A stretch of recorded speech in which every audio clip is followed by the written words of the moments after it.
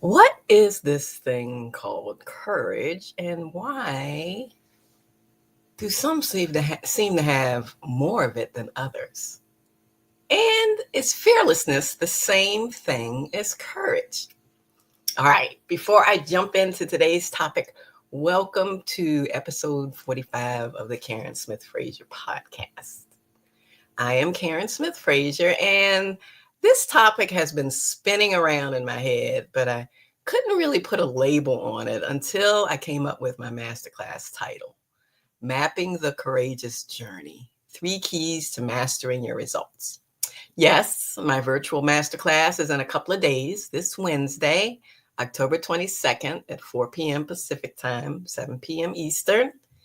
And I've been having trouble seeing my comments on Instagram. So if you could direct message me for the registration link, either on Facebook or Instagram, that will be great. And I will get you the link so you can be part of this 45-minute, maybe an hour class that allows you to dip your toe into this topic, maybe a couple of toes. Well, for those tuning in for the first time, I will introduce myself again. And for those who have been here before, welcome back. Now, as someone who has been a caregiver with a heart for service for as long as I can remember, I mean, even as a kid, helping out at home or at church, and as a mother, and 10 years in my last nursing position, I started to feel a bit restless and stifled. Like I knew I could use my skills to help people build healthy, fulfilling lives in all aspects of their lives, not just the physical. And making a change to invest in myself into life coaching is what I wanted to do. And so I took a chance.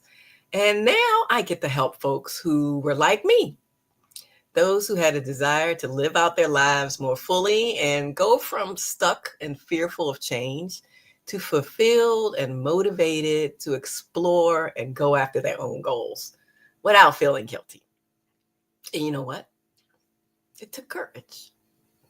Then, when you think of courage, a bunch of ideas may come to mind, like a firefighter rushing into a burning building, or a good Samaritan running out into traffic to grab a toddler from danger. And yes, these are courageous acts, but there's so much more to it.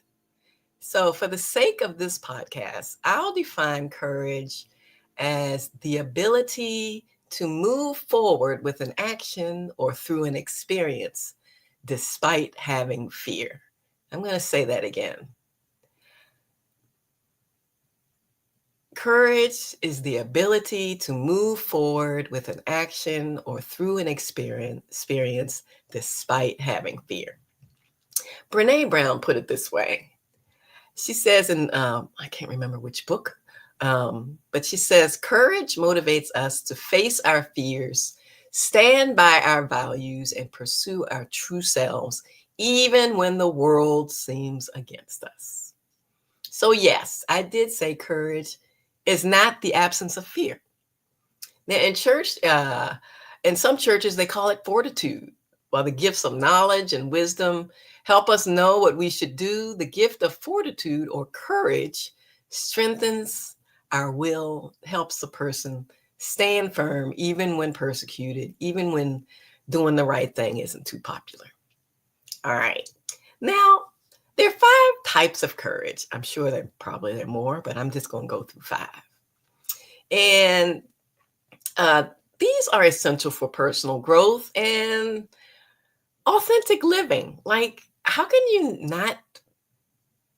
It takes courage to be yourself in all spaces. And sometimes it's not safe, it doesn't feel safe. But the first type I'm going to talk about is physical courage. And this goes with the example of the firefighter running into a building. It involves facing physical danger or adversity, and often seems like an act of bravery, like rescuing somebody. It may involve enduring some kind of hardship or risk, um, like soldiers also. Um, the second kind is moral courage. This type of courage is seen when we have the strength to stand up for what is right, even in the face of social pressure. This kind of courage is often the one that we feel drawn to when what we say we believe and how we're acting don't match.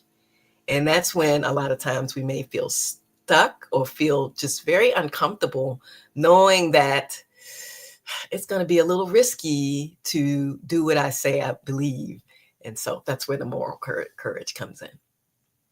Social courage, number 3, social courage. This is the one that I use when describing that sense of advocating for others, standing up against injustice and challenges in societal times, like those who took part in the march over the weekend. It may not, there's certain things that may not affect you personally, but as a whole, as a community, it takes social courage to step out and stand up for what is right for not just you, but for your neighbor. The next one, intellectual courage. Intellectual courage is the willingness to change your own beliefs. In other words, are you willing to learn something new and maybe challenge your beliefs? You don't know everything. I don't know everything. And am I willing to step out of my comfort zone and explore some information, do some research, listen to someone who I disagree with, just to see does what they say or what they believe have any merit, or how does it make me feel? And am I willing to just be open to that, open to learning? And finally, emotional courage. Emotional courage involves facing our inner fears, facing our vulnerabilities, and confronting those emotions, expressing our feelings honestly and coping with loss. Emotional courage that's a toughie. And it comes in so many ways, and it's one that I think all of us deal with. And I'd say that one is an underlying one in all the other courages. Because, as I said before, being our authentic selves means that there are some risks involved. Like if we truly let somebody know what we really think, who we really are, will we be accepted? Will we be encouraged to walk in our full selves? Okay, so I'm going to go to fearlessness. Well, what is fearlessness? I mentioned it in the beginning. And is fearlessness the same as courage? And I will say no. And to be honest with you, I don't think fearlessness is a real thing, because it implies an entire lack of fear, a complete absence of emotion. And is that possible? It can be seen as a negative trait. A truly fearless person might be oblivious to danger and act recklessly. Like, have you ever seen a toddler climbing up on a table and ready to jump off so that they can fly? They're fearless, but they have no idea that gravity is not on their side and that they will hit the floor. They will not be flying. Their parents might be flying them to the hospital, but other than that, they're fearless because they just don't know. And is fearlessness really a realistic goal? No, it's not. Because when we say we're fearless or jump into something without thinking, that's not courage. Courage, it takes a choice. You have to make a choice to be courageous. You have to make a choice to take a risk and go beyond your fear.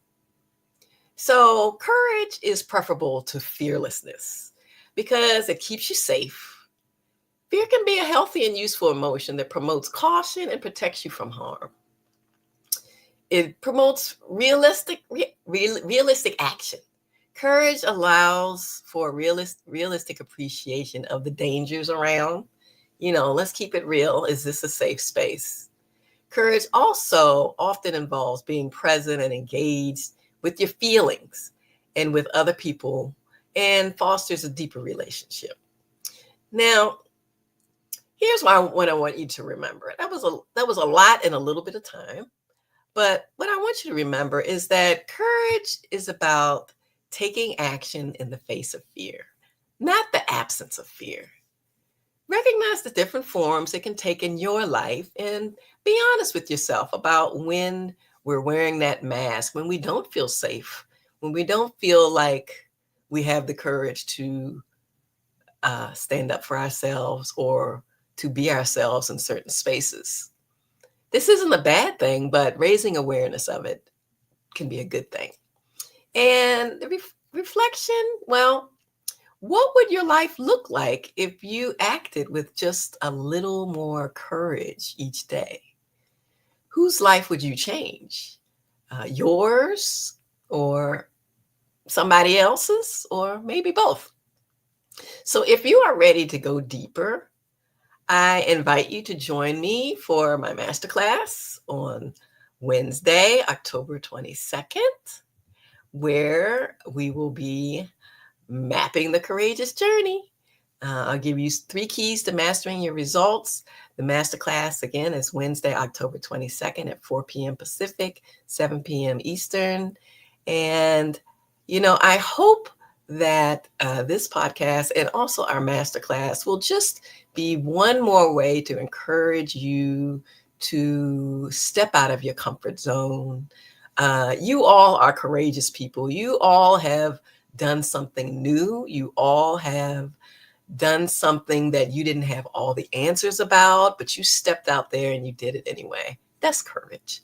And so I just continue to encourage you to unleash that courage, unleash your brilliance, uncover that light within you that the world is waiting for. Every time we step out in courage, we're not only affecting ourselves, but we are potentially touching somebody else's life. So with that, I wish you a great day and a great week.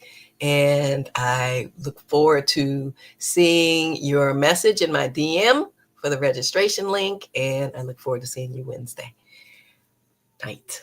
All right. Have a great evening, great day, great week, and I will see you soon.